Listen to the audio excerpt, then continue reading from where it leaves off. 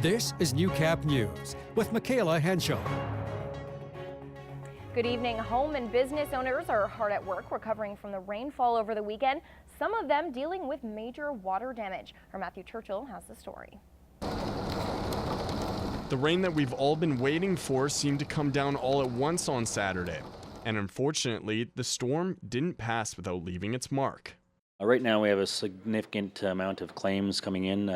Majority of them are water claims from either failed sumps or backed up drain lines. So it's only been raining this hard for a couple of hours today, and as you can see, in areas of town like this, the street is already starting to fill up. And on Saturday, it was a completely different story with this whole street being flooded.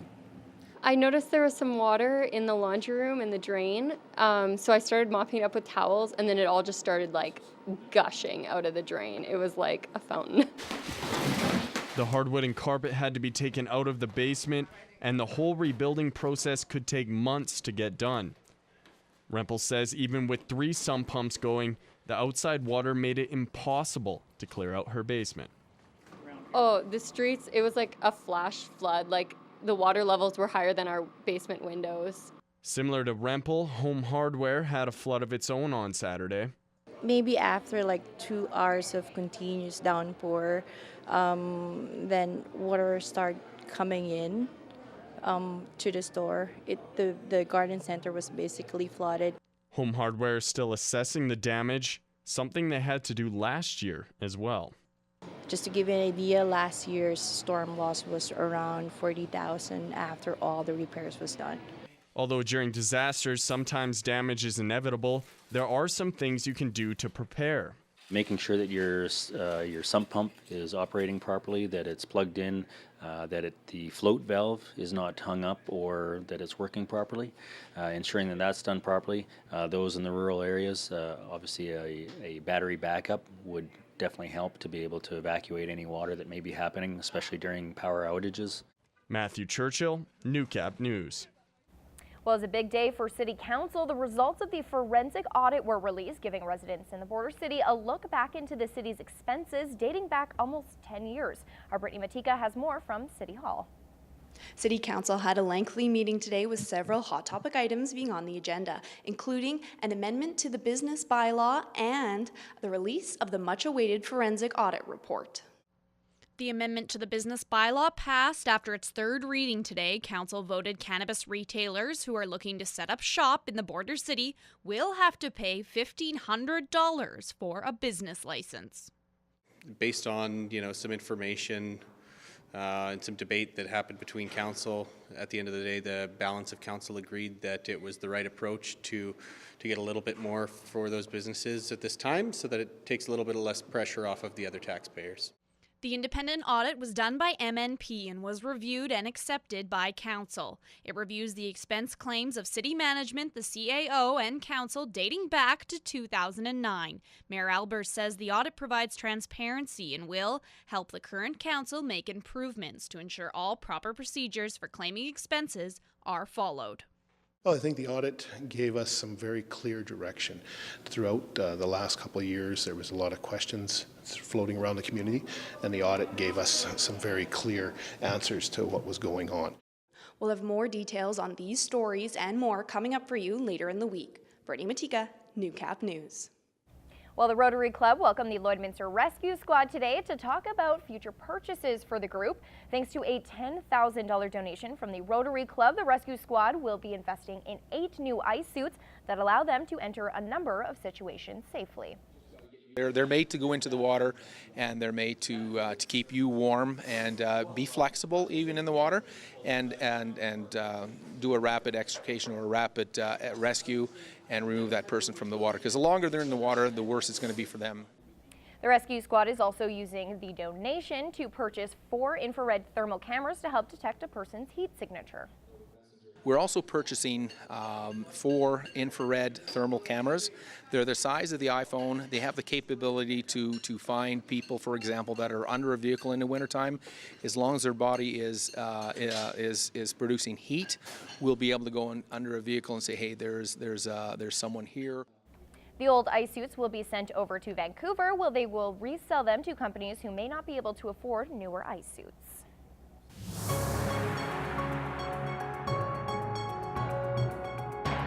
This is Newcap weather with Gerard Lampa.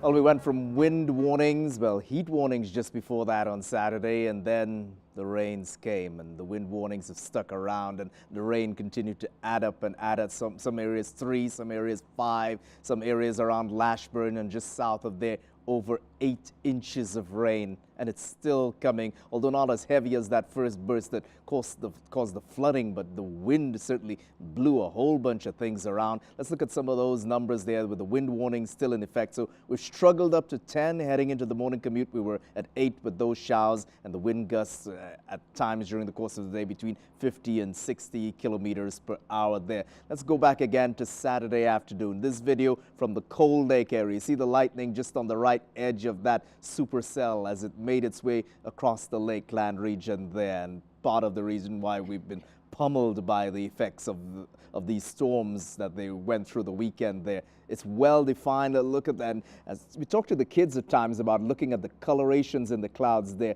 and if you look at it carefully, you can see some of the blues and the greens, and some of those were coming in to Lloyd from the south on Saturday afternoon as well there. Let's move forward at some of the details. Firstly, the radar satellite imagery, and it's really been an aggressive cold front. This is the remnants of it, and it'll take us into tomorrow as well. But you can see a lot of those cells still targeting parts of the Lakeland region, areas off of St. Paul and just north of Vegreville there.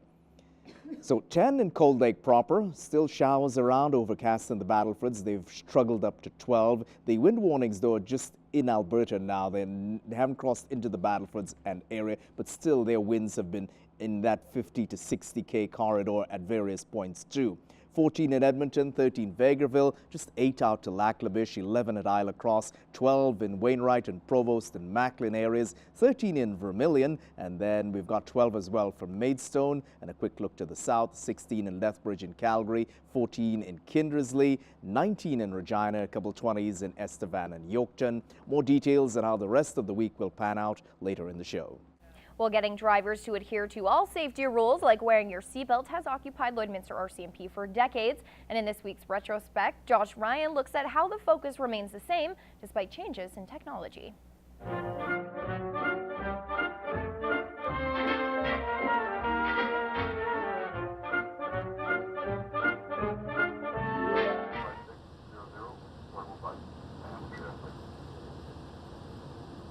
It's part of our Stop the Pain program along with the Regional Health and the Provincial Government of Alberta. The idea behind it is to increase the number of people wearing seatbelts, increase the driving habits of the general public, and also to reduce the number of traffic accidents, particularly in this region of the province where they're very high, and try to bring them back down. This is the first time we've tried it, and so far the reaction's been very good, but it'll be interesting to see how it catches on and whether it increases the awareness of the need to drive properly. People drive around and do things right a lot and they don't get noticed, and it's a small part of the population that does things wrong that gets the most attention, gets into the accidents, and they of course increase the insurance rates. But we thought we would just try and instill in people the need to keep driving properly and wearing their seatbelts. A little positive reinforcement, plus it's good for police to be giving out something positive for change. While Lloyd RCMP aren't holding positive check stops anymore, other programs to reward good behavior have emerged. We still have positive ticketing campaigns where we hand out tickets in the positive nature to people who are wearing bike helmets, using crosswalks, different things like that. Constable Kersinger says the premise of positive reinforcement applies to every demographic. It doesn't matter if you're dealing with school-age children or as we get older as adults. Knowing that you're doing a good job in something is very encouraging, and it will help you and remind you to keep doing those things in the future. Technological changes have brought forward new challenges in traffic law enforcement. However, pushes to prevent distracted driving are seeing some results. Some positive behaviors that we do see are individuals using Bluetooth, making sure that they get off of their phones. And in addition to improving safety, people get to see the RCMP in a different setting. It is super important to have those positive interactions, whether that be through community events or through positive ticket campaigns. For This Week in Retrospect, I'm Josh Ryan.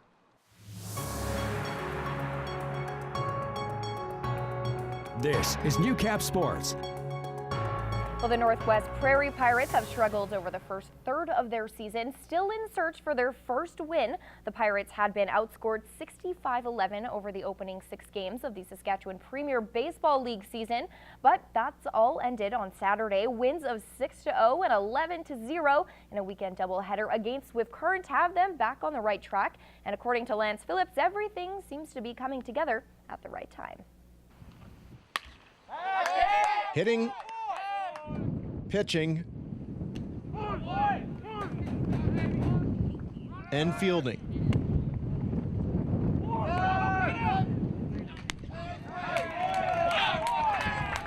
It came together in all 3 phases Saturday for the Northwest Prairie Pirates in 2 dominant wins over Swift Current. It's moved the Pirates out of last place, due in large part to something so simple: personnel changes. The way we played baseball today is a much better view into how we can play than what we've displayed in the beginning of the season, because we've been shorthanded, we've been injured. We added some new players from Badlands, and everyone came to Diamond with a new attitude where, like, you show up and you're ready to play. You know, we want to win. We wanted to get this one. We knew it was coming. In his season debut, Tanner Huber was nothing short of spectacular on the mound. His 4-hit complete game shutout was exactly what the Pirates needed in their first home games of the season. I had my curveball and fastball going pretty good today. My catcher caught a good game, and my defense played a good game behind me. He was unbelievable. He worked quick, he worked efficiently.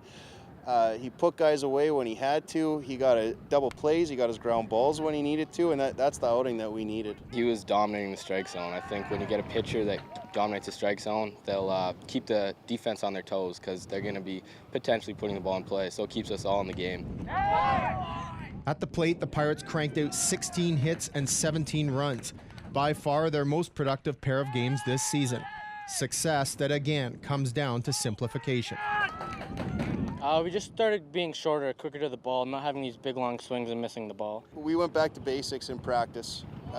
We really slowed things down. We went back to hitting off a tee and really getting a feel for our swings again, and I think it obviously showed today. There's an old saying, winning is all in the attitude, and that's precisely the approach the Pirates are taking moving forward. I think we keep this mental attitude that we got going right here, and we keep just working off this. Sure, if we just compete in ball games, that'll keep us in every one. We take it a day at a time, but our goal is to beat every team at least once this season and to have a winning record, and once provincials rolls around, we'll reassess then. Lance Phillips, Newcap Sports, Lloydminster. All right, Gerard will be back after the break to take your look at weather. Stay with us.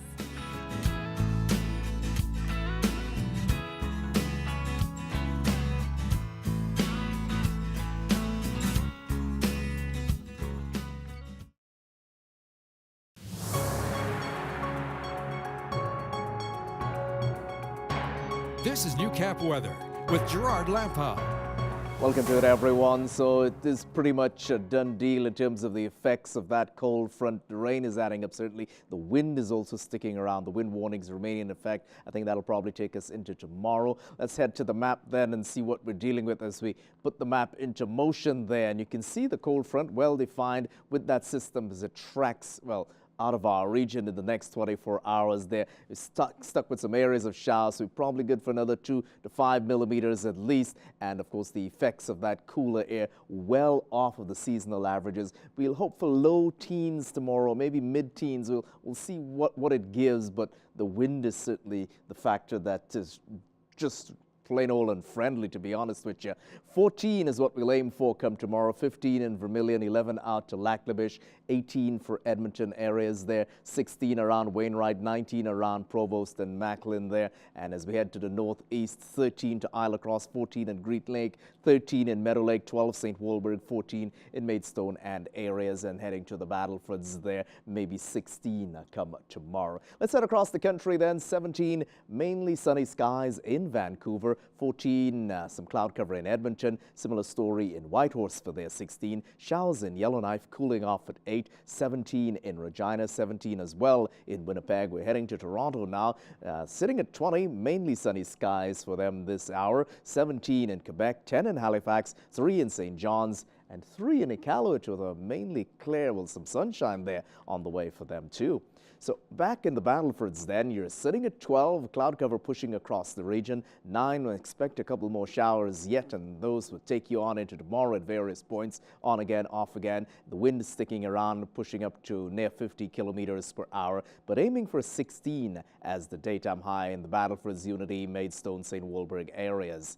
9 at the moment in Cold Lake with another shower on the way, and it'll stick around, on again, off again, right into tomorrow morning for 7 by then. And then we're trying to push up to 12 during the course of the day. West winds 20 to 30 kilometers per hour. So it's easing off, but maybe not as fast as we would like it to. And for those who hadn't battened down the hatches there, everything that was light was pretty much blown in that wind. 10 is where we're at in Midwest region at the moment. Lloydminster, Vermilion, Wainwright, Provost areas hanging around 10 and could slide off to 8 again, where we were this morning heading into the morning commute. The wind also sticking around, pushing up to the mid-40s thereabouts, and then aiming for 14 tomorrow. So that's 4 degrees we're better than what we're finishing off at the moment. And rain sticking around in the morning. Hopefully some clearer areas as it goes along, but it looks like outdoor activities tomorrow, prepare for it, and the wind still pushing towards near 50 kilometers per hour. So let's look at the next 7 days, bearing in mind the averages should be 21 for daytime highs, so we'll settle for 14 tomorrow. Better on Wednesday for 22, that'll help with the mop-up and the cleanup exercises. Then some more showers possible for Thursday for 19 as the daytime high possible, but how much there, we'll have to wait and see on that. It looks like another 3 to 5 millimeters out. 17 Friday, then better for the weekend. 20s on the weekend, and maybe 25 next Monday. Michaela, back to you for Agriculture News.